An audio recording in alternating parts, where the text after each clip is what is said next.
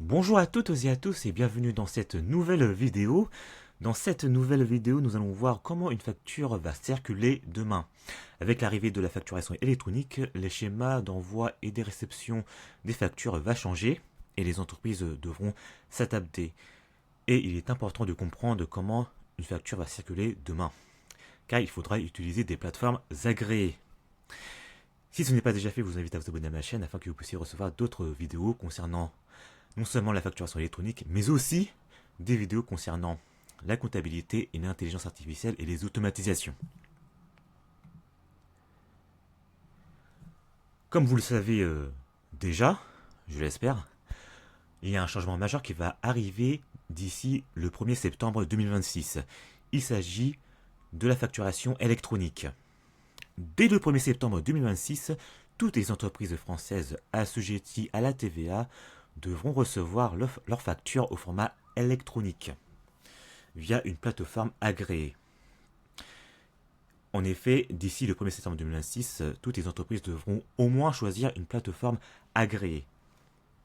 Par ailleurs, j'ai fait une vidéo concernant le choix de la plateforme agréée et vous pourrez la consulter. Dans cette vidéo, je décris comment bien choisir une plateforme agréée selon votre activité et différents critères. Alors, pour en revenir au sujet, qu'est-ce qu'un assujetti à la TVA? Pour rappel, un assujetti à la TVA, en effet, c'est des termes qui sont juridiques, mais en fait, un assujetti à la TVA, c'est toute personne physique ou morale qui exerce une activité économique de manière indépendante et habituelle. Autrement dit, il s'agit de la grande majorité des entreprises françaises. Alors, qui est concerné par l'entrée en vigueur de la facturation électronique? Nous avons les entreprises de toutes les tailles, nous avons aussi les indépendants et les professions libérales, nous avons les sociétés, et nous avons aussi les micro-entrepreneurs assujettis à la TVA. Et comme je vous l'ai dit, chaque entreprise devra choisir une plateforme agréée pour recevoir et émettre des factures électroniques.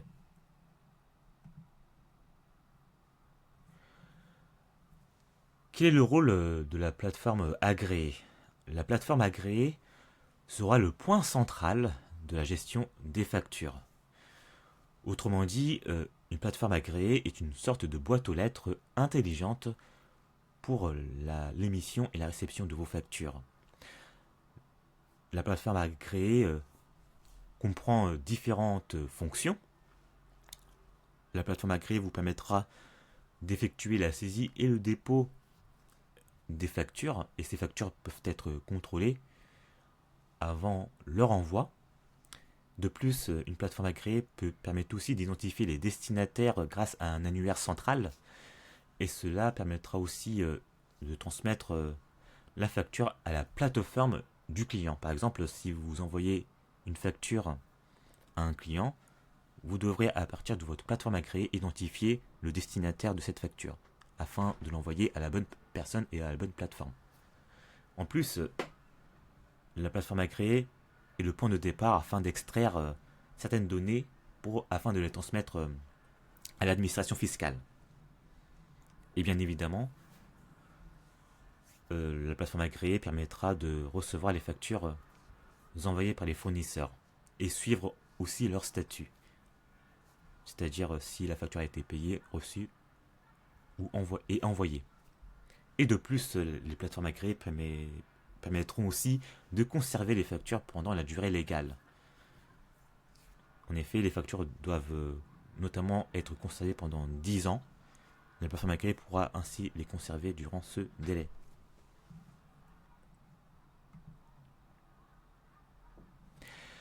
Quel est le rôle du portail public de facturation, PPF? Alors, non seulement nous avons au cœur de ce système les plateformes agréées, chaque entreprise devra choisir une plateforme agréée avant le 1er septembre 2026, mais nous avons aussi dans le système de la réforme, nous avons le PPF, le portail public de facturation.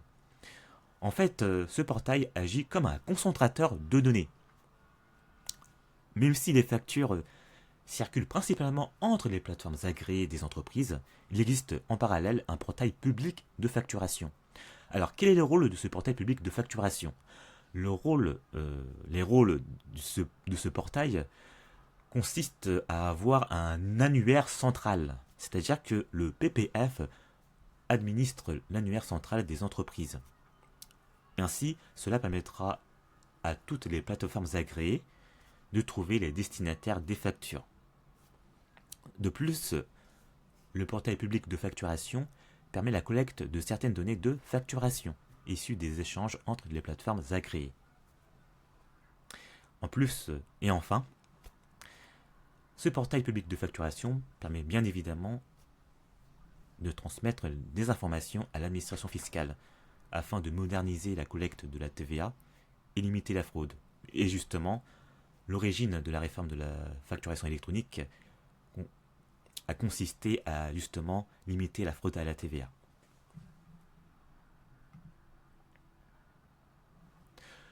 Donc voici un exemple concret pour vous montrer comment une facture va circuler demain, c'est-à-dire à partir du 1er septembre 2026. Prenons l'exemple d'une facture d'abonnement téléphonique. On imagine que vous avez un abonnement de téléphone mobile pour votre entreprise. Vous avez un abonnement pro. On ne va pas citer un nom d'opérateur. Voici comment la facture va circuler demain, étape par étape. Votre opérateur téléphonique va émettre depuis sa plateforme agréée votre facture. Avant de vous l'envoyer, il va vous identifier grâce à une recherche via sa plateforme. Une fois qu'il vous a identifié, il pourra ensuite transmettre cette facture à partir de sa plateforme vers votre plateforme. Ensuite, vous obtiendrez justement la facture de l'opérateur téléphonique depuis votre plateforme. Ce processus est entièrement automatisé et cela remplace l'envoi traditionnel de PDF par email. Alors, une fois que la facture a été reçue sur votre plateforme agréée, vous pourrez l'exporter vers votre logiciel comptable et même le transmettre vers votre expert comptable ou l'intégrer automatiquement dans votre gestion. C'est l'un des avantages aussi de la réforme de la facturation électronique. Cela vous permettra de mettre en place des automatisations. Car la facture vous aura été transmise et vous pourrez, à partir de cette facture, connecter votre plateforme avec votre logiciel comptable et cela vous permettra de mettre en place des automatisations afin que vous puissiez gagner du temps et vous concentrer sur votre cœur d'activité. Et de plus, si vous avez un expert comptable, la comptabilité consiste notamment à faire de la production, c'est-à-dire de la saisie des factures. C'est ce que je faisais lorsque j'étais en cabinet d'expertise comptable. Maintenant, cette fonction va être amoindrie avec l'arrivée de la facturation électronique et des automatisations et de l'intelligence artificielle. Ça je vous l'apprends pas. Le métier de comptable va être fortement impacté concernant les évolutions technologiques, notamment l'intelligence artificielle et la digitalisation. Et cela vous permettra aussi d'économiser sur les honoraires comptables, notamment si vous recourez à un expert comptable. Ça, c'est un des avantages aussi. En parallèle de la circulation des factures entre les entreprises, c'est-à-dire des plateformes agréées, certaines informations sont automatiquement transmises à l'administration fiscale via le portail public de facturation, le fameux PPF. L'objectif est clair. Cela permet de moderniser la collecte de la TVA et limiter la fraude. Cette transmission des données à l'administration fiscale permet d'extraire les informations de chaque facture émise au reçu, c'est-à-dire les montants, la TVA, et aussi l'identification des parties concernées par la transaction, c'est-à-dire l'acheteur et le vendeur. Et cela permettra aussi d'identifier le détail des transactions commerciales réalisées entre assujettis à la TVA. Et enfin, on pourra même transmettre certaines données de paiement, c'est-à-dire les informations relatives aux règlements effectués transmises par les plateformes agréées. Voici un schéma simplifié pour vous expliquer comment une facture va circuler demain. Prenons toujours l'exemple de l'opérateur téléphonique. Imaginons que vous recevez votre abonnement de téléphone mobile professionnel. votre opérateur téléphonique, c'est-à-dire le fournisseur, va envoyer depuis sa plateforme agréée votre facture, ici, et vous recevrez à partir de votre plateforme agréée la facture envoyée par le fournisseur, c'est-à-dire vous, le client, vous allez recevoir la facture à partir de votre propre plateforme agréée que vous aurez choisi, bien évidemment avant le 1er septembre 2026. En parallèle, les informations liées à la transaction euh, du règlement de la facture d'abonnement téléphonique, ces informations seront transmises automatiquement au portail public de facturation, au PPF. Et ce PPF va transmettre les données de transaction à l'administration fiscale, c'est-à-dire les montants, le montant de la TVA et aussi les informations liées à cette transaction, c'est-à-dire les identifications, c'est-à-dire l'identification du fournisseur et l'identification du client. Donc ça c'est le schéma simplifié pour vous expliquer comment une facture va circuler demain, c'est-à-dire à partir du 1er septembre 2026. Il est très important de choisir une plateforme agréée. Mais aussi, les plateformes agréées permettront aussi de suivre le cycle de vie d'une facture. En effet, ces plateformes agréées comprendront différents statuts en fonction du cycle de vie de la facture. Et ces informations sont transmises entre les plateformes. Et cela permettra aux entreprises d'avoir une meilleure visibilité sur leur gestion et leur trésorerie. Nous avons par exemple les statuts suivants. Nous avons la facture déposée, c'est-à-dire que la facture est créée et déposée sur la plateforme agréée de l'émetteur. Nous avons la facture envoyée, cela veut dire que la plateforme transmet la facture à la plateforme agréée du destinataire. Par exemple, l'opérateur téléphonique, pour en revenir à l'exemple simplifié, la première étape, c'est la facture déposée. Votre opérateur téléphonique dépose la facture sur sa plateforme agréée. Ensuite, il va l'envoyer depuis sa plateforme agréée afin de vous transmettre cette facture à vous, c'est-à-dire le destinataire. Ensuite, vous, le destinataire, le client de l'opérateur téléphonique, vous allez recevoir la facture. Ça, c'est la troisième étape. Donc, vous allez accuser de réception de la facture depuis votre propre plateforme.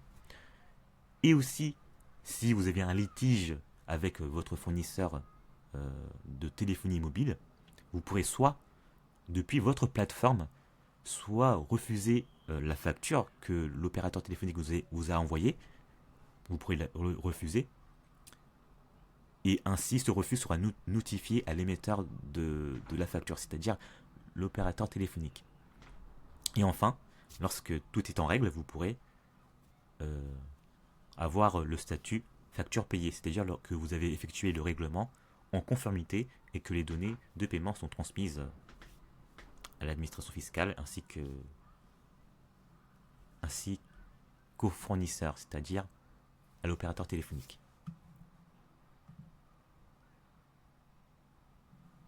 Alors, ce qui change pour les entrepreneurs avec la réforme de la facturation électronique, qui va arriver très vite, alors quels sont les bénéfices? Cela vous permettra, comme je vous l'ai dit plusieurs fois, cela vous permettra d'avoir des automatisations dans vos processus comptables.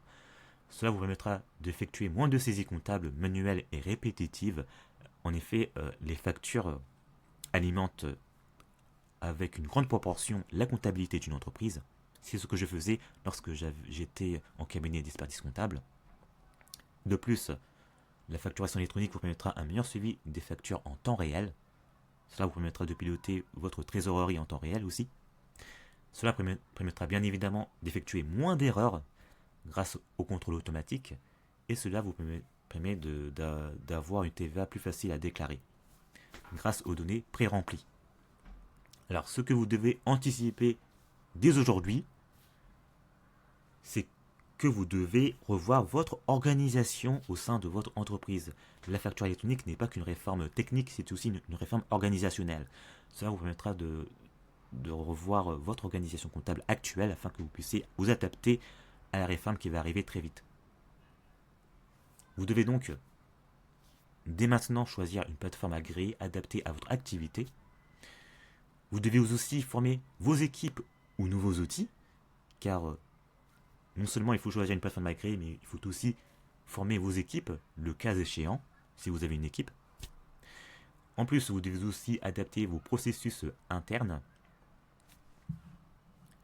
à la facturation électronique. Et aussi, vous pourrez connecter votre plateforme agréée avec votre logiciel de comptabilité. Cela vous permettra de mettre en place des automatisations et de gagner du temps.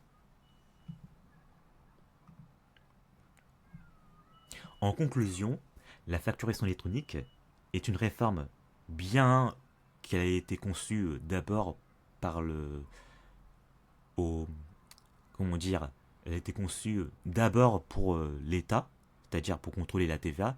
La réforme de la facturation électronique permet aussi d'avoir, vous, en tant qu'entrepreneur, un avantage, c'est-à-dire de gagner du temps et de vous concentrer sur votre cœur d'activité. Cela vous permettra d'avoir un système interconnecté.